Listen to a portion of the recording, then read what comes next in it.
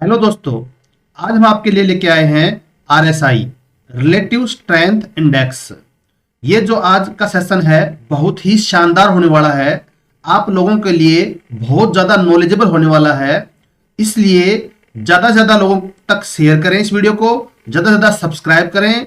ये हमें सब्सक्राइब और जो शेयर हमें मोटिवेशन प्रोवाइड करते हैं, जिससे कि हम ज़्यादा से ज़्यादा वीडियो बनाएं आप लोगों के लिए और अच्छी से अच्छी वीडियो बनाएं, जिससे कि आपको नॉलेज गेन कर सकें आप।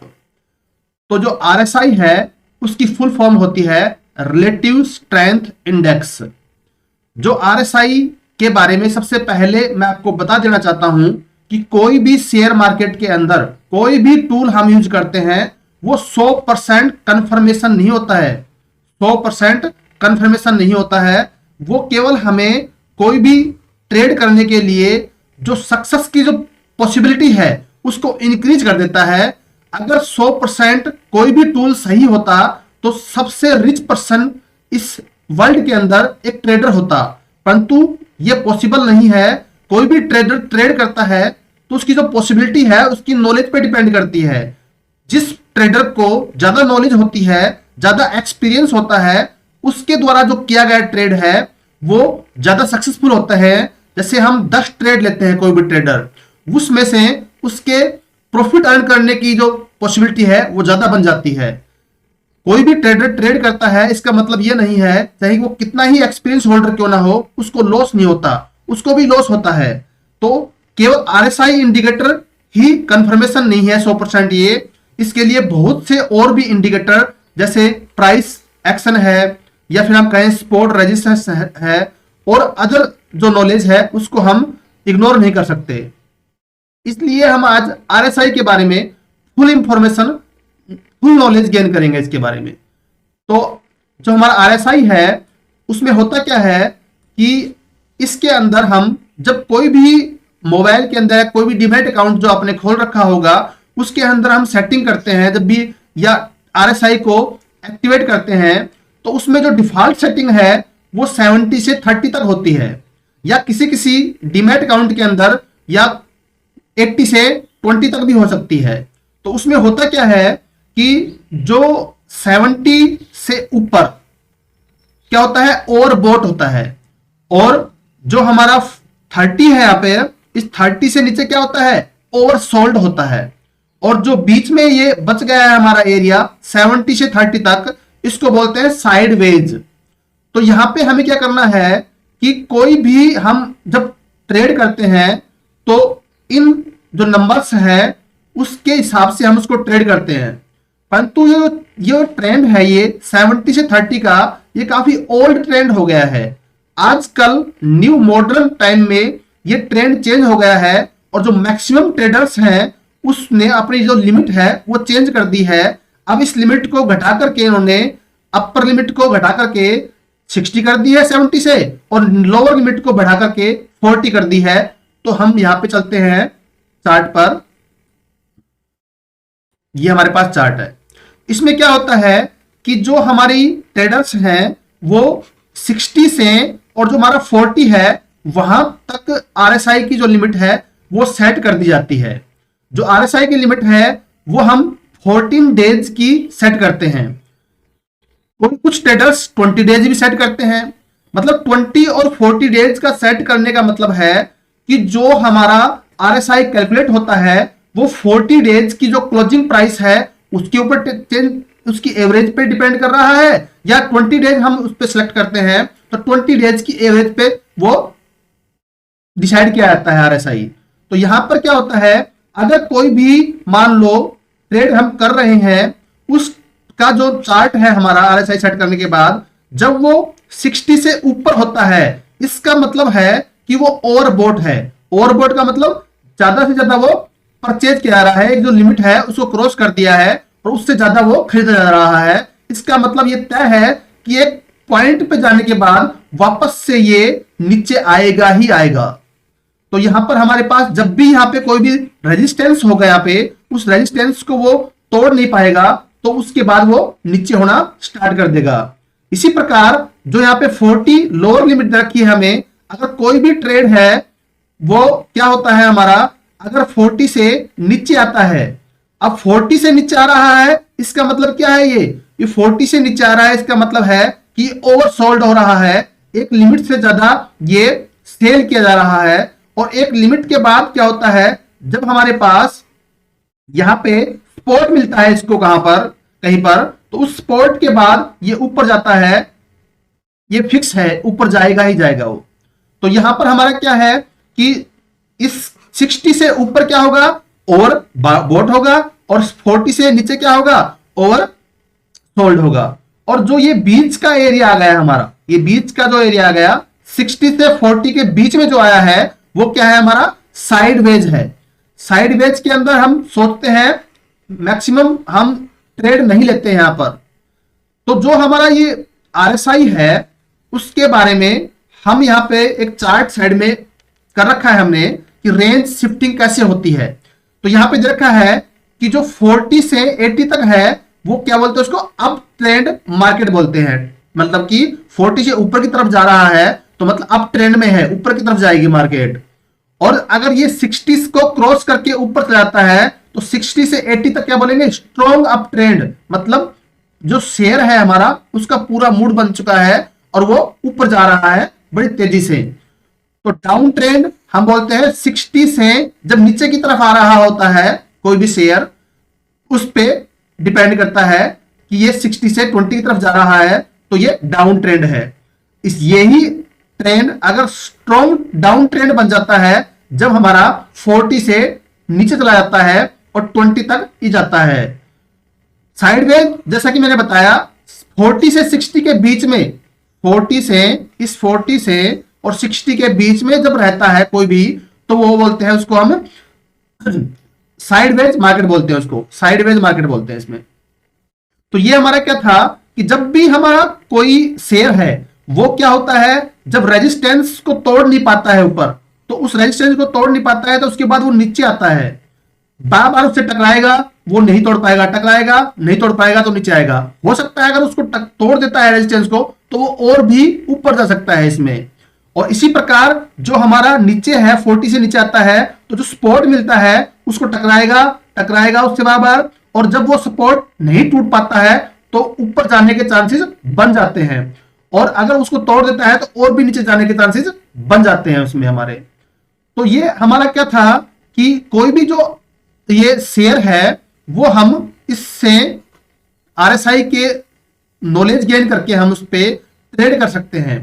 बहुत से लोग आपको मिल जाएंगे जो ये आरएसआई की नॉलेज दी, या फिर आपको कहेंगे कि आप ऑप्शन ट्रेडिंग करना स्टार्ट कर दो, आपको आपसे कुछ फीस वो कलेक्ट करेंगे, आपसे लेंगे फीस और आपको ट्रेड करना स्टार्ट कर देंगे। किसी भी ट्रेडर की कही हुई बातें कभी नहीं माननी चाहिए। खुद को नॉलेज गेन करके, खुद के पैसे खुद के द्वारा नॉलेज गेन करके हमें इंक्रीज करने चाहिए, उनको बढ़ाना चाहिए, उनको इन्वेस्ट करना चाहिए। पूरी हमें फंडामेंटल्स किसी भी शेयर्स की नॉलेज गेन करनी चाहिए। जल्दी मैं आपके लिए डालूंगा इसमें कि कैसे हम कोई भी जो शेयर है वो सिलेक्ट करने के लिए, उसके लिए फंडामेंटल क्या क्या नीड होती है, क्या क्या हम किसी शेयर के अंदर देखें जिससे कि हम उसको सिलेक्ट कर सके। बहुत से ट्रेडर हैं जो चाहते हैं कि भाई हमें आरएसआई की नॉलेज हो गई और अब हम क्या करें, अब तो हम दुगने चौगने 10 गुने पैसे बढ़ा देंगे, परंतु ये पॉसिबल नहीं है। ये 95% जो लोग हैं वो ऑप्शन ट्रेडिंग करते हैं, फ्यूचर्स में ट्रेडिंग करते हैं और इंट्राडे में ट्रेडिंग करके सोचते हैं कि हम अपने पैसे को जल्दी जल्दी बढ़ाएं, परंतु ऐसा पॉसिबल नहीं है। कभी भी एक न्यू ट्रेडर्स हैं जो बिगिनर्स हो आप, तो वो आपको कभी भी ऐसा नहीं करना चाहिए। किसी भी न्यू ट्रेडर्स को कभी भी इंट्राडे में ट्रेड नहीं करना चाहिए, ना ही ऑप्शन में ट्रेड करना चाहिए, ना ही फ्यूचर्स में ट्रेड करना चाहिए, क्योंकि ये हाईली रिस्की है। सबसे पहले आप पेपर वर्क करो, पेपर वर्क करके भी आप साल 2 साल पेपर वर्क ही करो। आप कहोगे सर पेपर वर्क करते रहे साल 2 साल तक, तो प्रॉफिट कैसे अर्न करेंगे? आप इक्विटी के अंदर डिलीवरी में इन्वेस्टमेंट कर सकते हैं। इक्विटी में डिलीवरी में आरएसआई को यूज करो।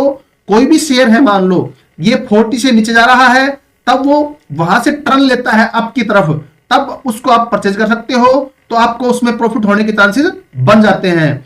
इसलिए आपके पैसे हैं, आप मान लो कभी तुक्का भिड़ गया आपका, तो 1000-2000 आपने अर्न कर लिए, परंतु अगर 1000 रुपए आपने मान लो क्या किया, प्रॉफिट किया, और आपको मान लो 500 रुपए जो लॉस हुआ, तो उसमें क्या होगा कि जितना आपको प्रॉफिट होने पे जो खुशी हुई, उससे ज्यादा दुख होगा आपको कि आपने 500 रुपीज लॉस कर दिया है। इसलिए किसी के बहकावे में न आए, अपना सूझबूझ और अपनी नॉलेज से ही ट्रेड करें शेयर मार्केट के अंदर। जब तक आपको नॉलेज नहीं होती है, एजुकेशनल नॉलेज नहीं है, आपको प्रैक्टिकल नॉलेज नहीं है, तब तक आप इंट्राडे फ्यूचर्स और ऑप्शंस में ट्रेड न करें। यही मेरी आपको एडवाइस है। आप इक्विटी में भी किसी भी शेयर को खरीदने से पहले उसके फंडामेंटल पूरी नॉलेज गेन करें, उसके बारे में, उसकी टाइम पीरियड को देखें अच्छे से, तभी उसमें आप उसको बाई करें और उसमें अपना प्रॉफिट अर्न करें। यहां पर हमारा आगे क्या है, इसमें आरएसआई के अंदर, आरएसआई में हमने ये जो रिलेटिव स्ट्रेंथ इंडेक्स है, इसको हमने इंडिकेट कर दिया है यहां पे कि जो हमारा 40 से लेकर अगर अप की तरफ जा रहा है ये, तो बुलिश अप ट्रेंड हो गया। अगर जो हमारा ये शेयर है, चार्ट है, वो नीचे की तरफ जा रहा है, तो 60 से और 20 तक क्या हो गया, ये बियरिश ट्रेंड हो गया हमारा इसका। तो यहां पर हमने आरएसआई के बारे में आपको बताया। जल्दी ही हम आपके लिए एक वीडियो बनाएंगे जिसमें जो आरएसआई है, जो हमारी आरएसआई है, वो कैलकुलेट कैसे की जाती है, आरएसआई कैलकुलेट कैसे की जाती है, वो पूरी डिटेल्स आपको बताएंगे हम कि कैसे फॉर्मूले के थ्रू लास्ट 14 डेज के क्लोजिंग का कैसे एवरेज निकालते हैं और कैसे उसको फॉर्मूले में पुट करते हैं। पूरी नॉलेज देंगे हम इसके बारे में आपको। हमारी मेन एम ही ये है कि आपको ज्यादा से ज्यादा एजुकेशनल नॉलेज प्रोवाइड की जा सके, जिससे आप ज्यादा से ज्यादा अर्निंग कर सके। आगे आता है हमारा यहाँ पे कि जो आरएसआई है वो डाइवर्जेंस क्या होता है। आरएसआई डाइवर्जेंस क्या होता है, कई बार क्या होता है कि जो हमारी प्राइस है वो क्या हो रही है, इंक्रीज हो रही है, और जो हमारा टूल्स है वो इंडिकेट कर रहा है डाउनवर्ड, इंडिकेट कर रहा है। मतलब हमारी प्राइस तो हाई जा रही है, परंतु जो टूल है हमारा वो डाउनवर्ड इंडिकेट कर रहा है। तो उससे क्या होता है कि बियरिश डाइवर्जेंस होता है, मतलब कहीं ना कहीं ये ऊपर जाकर के नीचे जाएगा, ये कंफर्मेशन होता है इस बात का। इसी प्रकार हमारा जो ये प्राइस है वो लगातार डाउन जा रही है, और जो हमारा टूल है वो हमें इंडिकेट कर रहा है अप साइड की तरफ। तो कहीं ना कहीं जो हमारी ये प्राइस है वो ऊपर की तरफ जाएंगी इन फ्यूचर में, ये पॉसिबिलिटी है। कोई भी जो हम नॉलेज गेन कर रहे हैं उसकी 100% कंफर्मेशन कभी नहीं होती है, चाहे आप कितने भी टूल क्यों ना नॉलेज गेन कर लो, कभी भी 100% नहीं होती है। अगर ऐसा होता तो सबसे रिच पर्सन एक ट्रेडर ही होता। इसलिए जो भी आप करें, जो भी ट्रेड लें, वो बड़ी ही सूझबूझ से और उसकी पूरी जानकारी प्राप्त करके, नॉलेज गेन करके ही आप ट्रेड करें, किसी के बहकावे में न आए।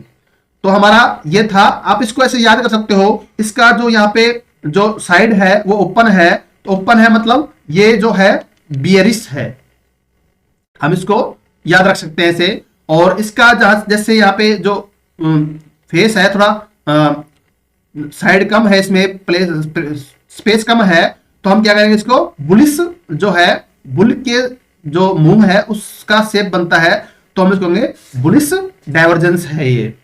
तो ये हमारा प्राइस और इंडिकेटर का जो डाइवर्जेंस है वो हमारा शो हुआ है इससे, जो हमें शो करता है कब हमें किसी भी शेयर्स को परचेज करने में या सेल करने में हमें हेल्पफुल होता है।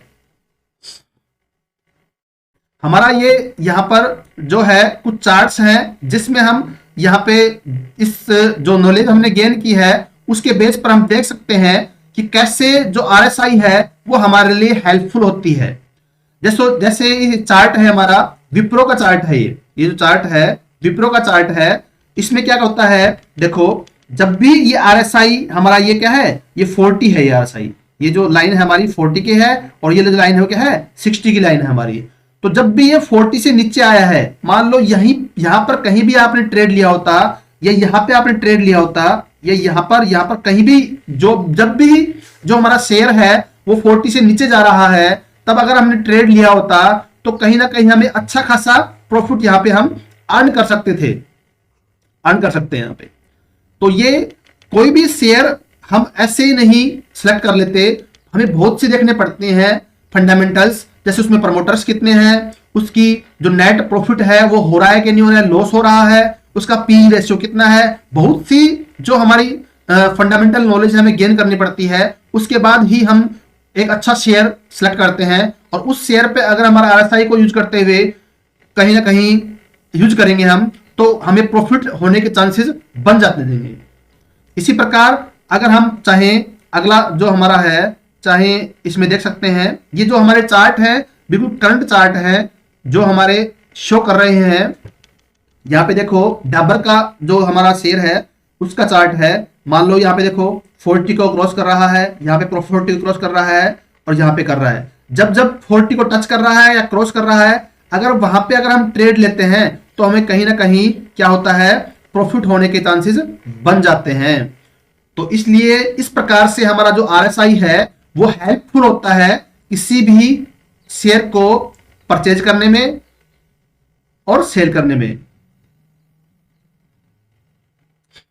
यह है हमारा एचडीएफसी बैंक का है, इसमें भी देखो आप, यहां पे जो चार्ट है नीचे देखो आरएस 40 को क्रॉस कर रहा है, यहां पे क्रॉस कर रहा है, जहां जहां ये क्रॉस कर रहा है अगर वहां से अगर मान लो हम ट्रेड लेते हैं तो हमें अच्छा खासा प्रॉफिट अर्न कर सकते हैं।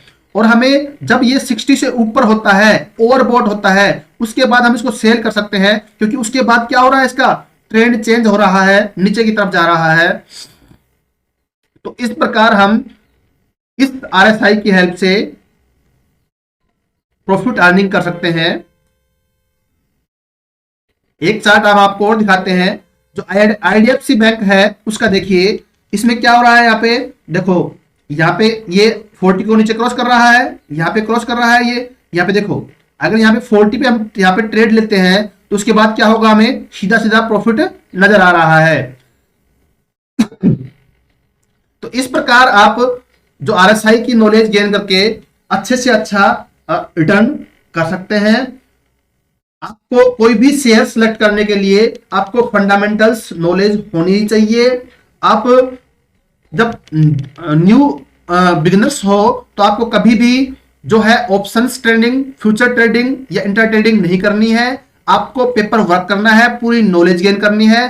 तब तक आप डिलीवरी में एक अच्छा शेयर सेलेक्ट करके उसके अंदर आप कुछ पैसे इन्वेस्ट कर सकते हैं। वो आप अपनी सूझबूझ और खुद की नॉलेज के बेस पर करें। किसी भी जो टेलीग्राम चैनल या व्हाट्सएप चैनल के द्वारा प्रोवाइड की गई नॉलेज के बेस पे कभी भी शेयर न खरीदें, क्योंकि कैपिटल आपकी है, डिसाइड आप करो, वो आपके लिए प्रॉफिटेबल होगा। वो लोग एक स्कैम बना के रखते हैं, बहुत से लोगों को इकट्ठा कर करके प्राइस को अनफॉर्चुनेटली फ्लक्चुएट कर देते हैं, जिससे कि वो खुद तो प्रॉफिट अर्न कर लेते हैं परंतु आपको लॉस प्रोवाइड कर देंगे वो लोग। इसलिए आप इस आरएसआई की पूरी नॉलेज गेन करेंगे। आपको जल्द ही आपको एक वीडियो बनेगी भी जिसमें आपको आरएसआई की कैसे कैलकुलेट किया जाता है वो हम आपको बताएंगे। एक वीडियो में जस्ट ही अपलोड करूंगा जिसमें किसी भी शेयर को चूज करने के लिए क्या क्या फंडामेंटल्स नॉलेज की हमें जरूरत होती है वो हम आपको जल्द ही अपलोड करेंगे। इस चैनल को ज्यादा से ज्यादा सब्सक्राइब करें, जिससे कि हमें मोटिवेशन मिलता है और हम आपके लिए अच्छी से अच्छी नॉलेज गेन प्राप्त कर सके, अच्छे से अच्छे आपको एजुकेशनल नॉलेज प्रोवाइड कर सकें, जिससे कि आप एक अच्छे सफल ट्रेडर बन सको। धन्यवाद।